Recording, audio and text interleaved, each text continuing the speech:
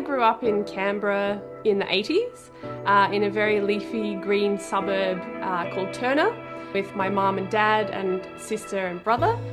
I grew up in a very art and design focused household. My parents are architect and landscape architect, so I was very fortunate to be a creative person who grew up in a creative family.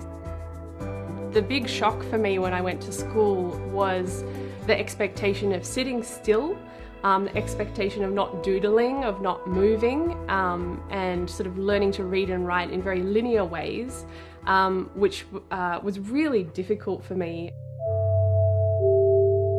Basically, the way that I was came out in the classroom as being fidgeting.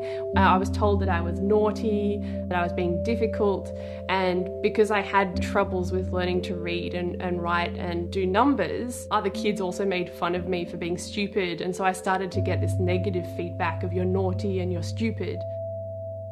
My mum, she was very clever to figure out that getting me to use my energy to make craft or draw or collect or, make scrapbooks was a way for me to calm down and kind of manage me as a, hyperactive child. To say it simply is just I'm neurodiverse, so I have sensory sensitivities that are on the autism spectrum, and that I have dyscalculia and also dyslexia. I get very overwhelmed and kind of what's called hyper-aroused by a lot of movement and a lot of noise.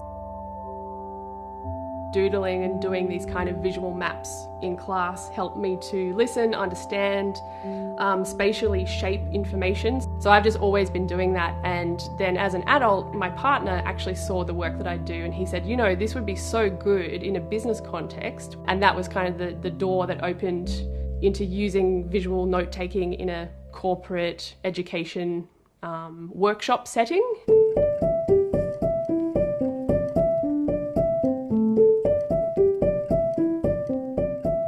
I'm glad just as an adult that I have more of a kind of context for how I am and how I work, and there are lots of people who are in the same situation as me, either as a child or as an adult, and the more we talk about this stuff, the more it gives people permission to get support. My hope is, this story can speak to people who are going through similar things and help them feel like they're not alone.